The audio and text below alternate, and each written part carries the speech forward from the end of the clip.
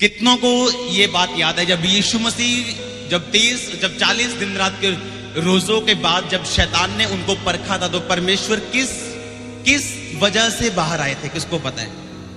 क्या कहा था परमेश्वर ने? वचन। और वचन आपके पास नहीं है और बाइबल आपके पास नहीं है। एक बात याद रखो, जब आप इफिसियां 6 उसकी 10 को पूरा पढ़ते हैं, बाइबल में लिखा आपको हथियारों की जरूरत है क्योंकि आप एक लड़ाई में हैं। और बाइबल में लिखा आपका जो शत्रु है वो शैतान है, वो दिखता नहीं है लेकिन वो सब देखी चीजों पे अटैक करता है आप पे, और आपको पता नहीं कि आपके बिजनेस के फेलियर के पीछे शैतान का हाथ है, आपके मैरिज के फेलियर के पीछे, आपकी बीमारी के पीछे शैतान का हाथ है। और बाइबल कहती है आपका युद्ध जो है शैतान के साथ है। और बाइबल में एक बात लिखी कि परमेश्वर का वचन जो है, अगर आप ध्यान से इफिसियां 6 की 10 को पूरा पढ़ें तो उसमें हथियार लिखे हैं, सत्य से अपनी कमर कस, धार्मिकता की झिलम पहन, उद्धार का टोप पहन, सुसमाचार के जूते पहन, और परमेश्वर की तो तलवार है जो वचन है वो ले ले। अगर आप सारे हथियारों को ध्यान से पढ़ें तो पूरे सारे जो हथियार हैं वो आपकी सुरक्षा के लिए हैं, लेकिन जो वचन है वो मारने के लिए। सारे हथियार जो हैं वो आपको सुरक्षित रखने के लिए, लेकिन अकेला हथियार है जो शैतान को मारते हैं वो परमेश्वर का वचन है। और प्रार्थना परमेश्वर का हथियार नहीं है। मेरी बात को ध्यान से सुनना, आज प्रार्थना परमेश्वर का हथियार नहीं है। मैं आपको समझाता हूं कैसे। बाइबल में लिखा है जब परमेश्वर यीशु मसीह की परीक्षा हुई तब परमेश्वर प्रार्थना कर चुके थे और शैतान उनके सामने था, फास्टिंग कर चुके थे लेकिन शैतान उनके सामने था। लेकिन अब शैतान उनको परख रहा है कि अगर तू परमेश्वर का बेटा, इन पत्थरों को बोली रोटियां बन जाएगी। यीशु मसीह उस समय भूखे थे और परमेश्वर ने कहा, शैतान लिखा है इंसान केवल रोटी से नहीं परंतु परमेश्वर के वचन से जो उसके मुख से निकलता है वो जीवित रहेगा। आमीन। और अगर आप प्रार्थना को पढ़े ध्यान से तो हथियारों के बाद प्रार्थना का जिक्र आता है, और उसमें लिखा है कि हर वक्त आत्मा में प्रार्थना करते रहो। क्योंकि अगर आप शारीरिक हथियार पकड़ लें, मान लो आपके पास कोई भी हथियार जो शारीरिक है, अगर आपके पास शारीरिक ताकत नहीं है तो क्या आप हथियार चला सकते हैं? उसी तरह अगर आपके जीवन में प्रार्थना नहीं है तो आप परमेश्वर के वचन को भी हथियार की तरह इस्तेमाल नहीं कर पाएंगे। कितनों को समझ आ रही है? प्रार्थना एक हथियार नहीं है, लेकिन प्रार्थना एक ताकत है जो हथियार को इस्तेमाल करने में जरूरी है।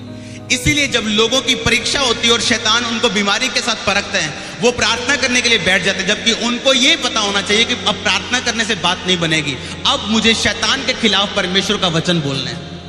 प्रॉब्लम ये है, अब विश्वासियों को ये नहीं पता कि प्रार्थना क्या करती है, उपवास क्या करता है और वचन क्या करता है। बाइबल ये बताती है उपवास किसी चीज को नहीं बदलता, उपवास केवल आपको बदलते हैं।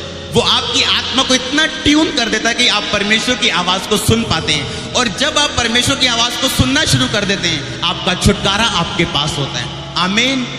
और प्रार्थना आप प्रार्थना परमेश्वर के दिल और दिमाग को बदल सकती है। बाइबल में लिखा परमेश्वर ने सोच लिया कि मैं इजराइलियों को नाश करूंगा, और जैसे ही परमेश्वर ने सोचा, मूसा परमेश्वर के सामने खड़ा होकर बोलता है, परमेश्वर अगर तू इनको नाश करेगा तो मुझको नाश कर। और बाइबल में लिखा उसने स्ट्रॉन्ग प्रार्थना की। और बाइबल में लिखा जब यशायाह 38 को पढ़ते हैं, लिखा हिजकिय्याह नाम का एक नबी बीमार हुआ और परमेश्वर ने कहा, हिजकिय्याह तेरी उम्र खत्म है, अपने घराने को आज्ञा दे दे, अपनी जो वसीयत है वो लिख दे, अब तेरी मौत आ चुकी है। और जैसे ही एक नबी उसको आके बताता है कि तेरी मौत आ चुकी है, पर तेरा टाइम पूरा हो चुका है, लिखा वो नबी, वो हिजकिय्याह जाके दीवार की ओर मुंह करके प्रार्थना करके प्रभु से कहता है, परमेश्वर मैं तेरे सामने बड़े अच्छे तरीके से चलता आया हूं, लेकिन आज मुझे एक बात चाहिए कि मेरी जिंदगी को बढ़ा। और परमेश्वर ने उसी नबी को बोला, अभी वो रास्ते में वापस जा रहा था, परमेश्वर ने कहा अब दोबारा उसको जाके बोल कि तेरी उम्र को मैं 15 साल और बढ़ाता हूं।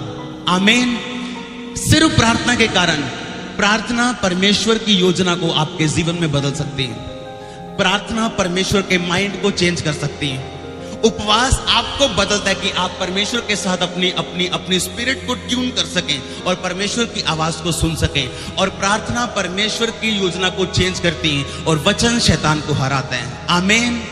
अगर आप ध्यान से परमेश्वर के वचन को पढ़ें तो बाइबल में लिखा, जब आप इफिसियां 6 की 10 से पूरा पढ़ते हैं, लिखा हर वक्त आत्मा में प्रार्थना करते रहो और लोलीन रहो प्रार्थना में। अगर आप ध्यान से, कौन कौन इंग्लिश की बाइबल पढ़ते हैं? इंग्लिश की बाइबल पढ़ते हैं। प्रार्थना उसमें लिखा है कि सप्लीकेशंस, कि अपनी प्रार्थना फुल सप्लीकेशंस के साथ परमेश्वर के सामने लेके जाओ। सप्लीकेशन जो बाइबल लिखी गई थी वो यूनानी भाषा में सप्लीकेशन का मतलब है डिसीज, और डिसीज का मतलब है तब तक प्रार्थना करना जब तक तुम्हें उत्तर न मिल जाए।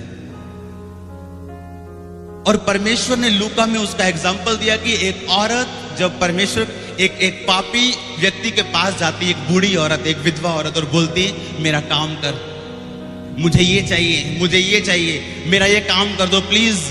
लिखा वो काम नहीं करता, ना वो किसी इंसान से डरता है, ना परमेश्वर की परवाह करता है, ना इंसान की परवाह करता, ना परमेश्वर से डरता है, फिर भी वो उसका काम नहीं करता। लेकिन लगातार जाने के बाद वो इंसान सोचता है कि ये विधवा बार बार आके मेरे नाक में दम करे, क्यों ना मैं इसका काम कर दूं। और परमेश्वर ने कहा अगर एक पापी इंसान ऐसा सोच सकता है कि अगर एक बार बार व्यक्ति उसके पास काम करवाने के लिए जा रहा है और वो काम कर रहा है, तो मैं तेरा काम क्यों नहीं करूंगा और मैं तेरी प्रार्थना का उत्तर क्यों नहीं दूंगा। आमीन। लेकिन आज एक विश्वासी को ना तो उपवास रखना आता है, ना उसे प्रार्थना करनी आती है, और वचन वो पहले से नहीं पढ़ता क्योंकि उसके पास बाइबल नहीं है। उसके घर में हर तरह का कपड़ा होगा, अगर शादी पे जाना हो तो गरीब से गरीब के घर में भी एक सूट पड़ा होगा, लेकिन बाइबल नहीं होगा। और शैतान उनको डिसीव करता है और धोखा देता है और वचन में नहीं जाने देता, क्योंकि उस शैतान को पता है प्रार्थना और उपवास से वो हारने वाला नहीं, वो वचन से हारने वाला है। और बिना उपवास और प्रार्थना के जो वचन है वो किसी काम का नहीं। कितनों को समझ आ रही है? शैतान को इस बात का पता है कि वचन उसको हराता है, और बाइबल में एक ही हथियार है जो शैतान को खत्म करते हैं, वो परमेश्वर का वचन। आप लोगों को देखेंगे जो बार बार एक ही रिक्वेस्ट के साथ लेके आएंगे, शैतान मुझे तंग करते हैं। शैतान क्यों तंग करता है? वो उनको बोलो तुम वचन पढ़ते हो, उनको बोलो कितने घंटे तुम वचन पढ़ते हो, कितने घंटे तुम वचन पर मनन करते हो, तुम्हारे मेडिटेशन टाइम जो वचन पे वो कितने हैं? कुछ भी नहीं। इसीलिए शैतान उनको तंग करता है। चाहे वो अच्छे हो, अच्छे व्यक्ति के पास अगर अच्छा हथियार आप पकड़ा दो, अगर वो चलाए ना तो अच्छा व्यक्ति जिंदा नहीं रहने वाला है। कितनों को समझ आ रही है? अच्छे व्यक्ति को आप फौज में भेज दो, वो बहुत अच्छा है, बड़े अच्छे मन का प्रार्थना भी करता है, लेकिन अगर उसको हथियार चलाना नहीं आता, वो अच्छा मरने वाला है बहुत जल्द। परमेश्वर की कोई गलती नहीं, परमेश्वर ने सब बातों, और जो प्रार्थना करनी है, अगर आप दाऊद को ध्यान से बाइबल में पढ़ें तो दाऊद को प्रार्थना करनी आती थी। बाइबल में लिखा जब तुम प्रार्थना करो तो धन्यवाद के साथ परमेश्वर के आंगन में प्रवेश करो। जब तुम प्रार्थना करो तो परमेश्वर की प्रेज के साथ परमेश्वर के सामने जाओ। और बाइबल में लिखा जब आप दाऊद को ध्यान से पढ़ेंगे, पहले वो 10 लाइनों में परमेश्वर का थैंक्स करते हैं हमेशा। अगर आप दाऊद की प्रार्थना को भजन संहिता में पढ़ेंगे तो पहले वो, क्योंकि लोगों की प्रार्थना राशन लिस्ट की तरह है। राशन लिस्ट देखिए आपने, वो राजमा 2 किलो, दाल 2 किलो और नमक 3 पैकेट, वो राशन लिस्ट की तरह प्रार्थना परमेश्वर के सामने रखते हैं, क्योंकि उन्हें प्रार्थना करना नहीं आता। कारण ये है उन्हें वचन के बीच से प्रार्थना करने की समझ नहीं है। जब आप दाऊद को प्रार्थना करते देखेंगे, आप देखेंगे जब दाऊद परमेश्वर के सामने गया तो वो परमेश्वर के सामने पहले धन्यवाद के साथ जाता है, ये जानते हुए कि उसके जीवन में जो कुछ भी हुआ पुराने समय में, वो सारा कुछ परमेश्वर की एक डिवाइन और ईश्वरीय प्लानिंग के नीचे था। हर बात के लिए परमेश्वर का थैंक्स करते हुए वो जाता है, और 10 बार थैंक्स करने के बाद फिर वो परमेश्वर से बोलता है, परमेश्वर मेरा ये काम कर, तूने इतने काम किए, अब ये भी मेरा काम कर। क्योंकि जब आप परमेश्वर के लिए 9 कामों के लिए परमेश्वर का थैंक्स करते जाएंगे, 10वां काम 100% आपके जीवन में पूरा होता आपको नजर आएगा। आमीन। लेकिन आज के विश्वासी को यह पता होना चाहिए कि उपवास और प्रार्थना और रोजा, और बाइबल में लिखा सबोपदेशक में जो डोरी 3 धागों से बनी होती वो जल्दी नहीं टूटती। किसने पढ़ा है? वो 3 धागे, उपवास, दूसरा प्रार्थना, और तीसरा परमेश्वर का वचन। अगर एक भी मिस है तो आप कुछ ना कुछ मिस करेंगे अपने जीवन में। उपवास आपको बदलता है, प्रार्थना परमेश्वर के मन को बदलती है, और जो वचन है वो शैतान को हराने के लिए एक हथियार है। आमीन। जब परमेश्वर को परखा गया था शैतान के द्वारा, तो यीशु मसीह प्रार्थना करने के लिए नहीं चले गए थे। यीशु मसीह ने परमेश्वर का वचन बोला था और शैतान भागा था उसके जीवन से। आमीन।